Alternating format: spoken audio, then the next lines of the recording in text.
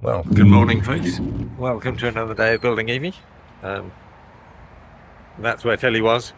So I'm doing a bit of catch up. Been a bit of a rush the last few weeks trying to sort of get ready to move aboard. So apologies for the absence of videos, but this is me starting to catch up. And this is all about trying to fit the port side. No, yes, the port side of the kitchen in. So initially, Brad had come over to assist, and here we are discussing just the fact that the worktops seem to be sticking out a little bit differently. There's about half-inch difference between either side of the boat for no, well, just because it's a narrow boat, half an inch to quarter of an inch is good, I'm told, as a difference between left and right. But anyway, having figured out that we could block out the door frame a little bit on one side to make it appear that the worktops matched, then that was the plan at this point. Anyway, then we got on with cutting out the sink and stuff. Brad has obviously done this in a lot more than me, so he was very exceedingly helpful in just being here and doing an awful lot of the work, to be honest. But it was relatively quick. But the marking out and things, obviously, if you get it wrong, then you're completely screwed. So anyway, then this is Brad putting a small roundover on the corners.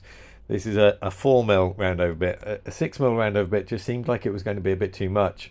Buying a 4mm roundover bit just for this seemed like a bit of overkill, but it seemed like the right thing to do, and I'm pleased with it now that it's done. So anyway, once the sinkhole was cut and the edges were rounded over, then we got to thinking about how to finish it. Now, I'd bought 3 different sorts of waxes from Fiddy's. I think it was cherry, natural oak, and something else.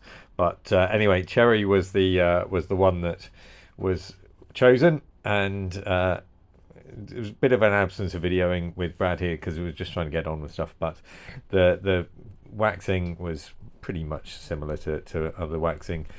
Just put it on and make it all go in the same direction. And then there was a coat of hard wax that we got on as well. But you'll see another coat of that go on anyway. So this is me getting on with the freezer. Now this freezer is from Alpi, I think, Cool Runnings with a K. Anyway, the natty thing about this is that you're allowed to. I bought one where I can take the compressor off, and you obviously have to be very careful when unwinding the compressor pipes, but it is allowed. Anyway, as ever, I'm still doing 37 different things at once. So this is me trying to start cutting a hole for the tap in the sink. I bought this sink off eBay, and they said that it had a tap hole in it, and lo and behold, it didn't. So that meant that, I had to drill a hole in it to begin with and buy a tool to do that, which hadn't arrived at the time, but anyway. Or I don't think, maybe that drill bit was just blunt, and so I was waiting for a new drill bit, and then got on with cutting some holes to get the aforementioned compressor pipes in, and the inflow and outflow for the dishwasher up above, so just cutting out the holes to make feeding things through easier anyway. And there are sometimes when you just can't get a jigsaw in, so out comes the handsaw. I could easily have just made that just a little bit higher up, and then I would have been able to use the jigsaw. But anyway, I didn't, so there we go.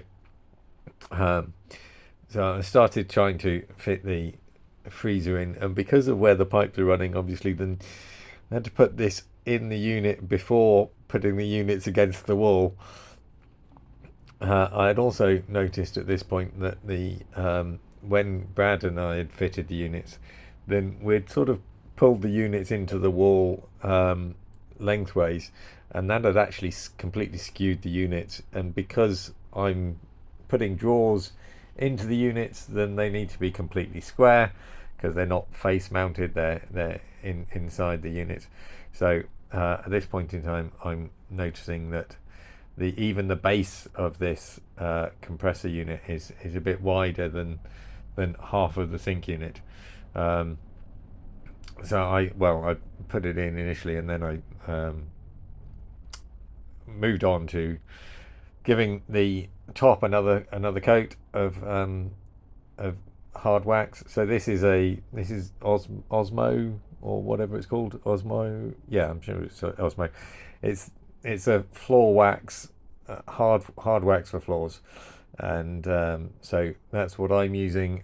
It means that you don't have to continuously oil the worktops, and I understand from other people now that this is the way to go. But it was something that Brad told me about, and it seems to be working well so far. Obviously, I haven't been at it much, but I'm putting it on with the foam brush, having sanded. It was a fairly decent sand, not really tough. It was only a 120 grit sanding pad that I did, and then I used the Hoover and the tack cloth. So this is, having put a hole in. This is a special tool that you get. You get them in different sizes, and they shear a hole for the tap, and you just do it up, and it just cut through, and there's the hole. So bonus. So now I've got a sink with just the one hole at the back. This is the final coat of wax, so a very light hand sand, and then I did the tack cloth and stuff, and then this is putting on the final coat with a cloth. And this is me reattaching the units. As I mentioned, they weren't square when we put them in, because we'd taken all of these things out and what have you, because they were getting in the way of the sink and the things. So anyway, putting them all back in to make sure that the units are square. Obviously, these aren't diagonals, so they don't actually make sure the things are square, but they give me a fighting chance. And with a bit of diagonal measuring and things, then I was able to get this to be, well, a lot better than it was going to be. And as I say, they'll come back later with the drawers. You'll see them go in on the right hand side. And I don't seem to have got any video of it, but as you can see underneath the compressor there, then I've replaced the metal with some wood, and then this is me just kind of showing you the extensions that I had to put in the 12 volt side, and I've got some little screws holding the freezer in place, so that now I can put the unit in place and hopefully screw it up without screwing it up, so to speak. Got the work surface on, and re-drilling holes for fixing that and so on underneath, and because it's a harder wood, then pre-drilling before going in with some screws. I'm not sure how much I pulled this up, but anyway, it's in and it's working, so that's all good. There are little brackets holding the work surface onto the cabinet edges and the back of the wall. So hopefully, well, that means that I'll be able to take out the bracing pieces in due course. Putting the dishwasher in, I'd forgotten to take out the bracing piece, and so that didn't want to go in initially, and also even my tendency to use every square millimeter, even having the screws going into the brackets not at a flush angle, not straight, not perpendicular, the heads were getting in the way of the dishwasher going into that hole. When I had made the calculations, to be honest, then I hadn't counted for the shelf that is between the dishwasher and the freezer. So that 19 mil was my tolerance, and perhaps that was a bit of a faux pas. But anyway, this is the piece between the two sides of the sink, underneath the sink and the underneath the drainer. Obviously, it needs a couple of extra holes in to get pipes and things through. So just drilling a hole with a hole saw and then straightening off to the edges of that with the jigsaw. Nothing remarkable. Um, then I got my pocket hole jig and put some pocket holes in the bottom so that I could attach that, because obviously I can't get in underneath to attach it from the bottom, which is what I would do by preference, but needs must. I guess I kind of wish I'd made the kitchen on site, but it has saved me a fair amount of time having it already made.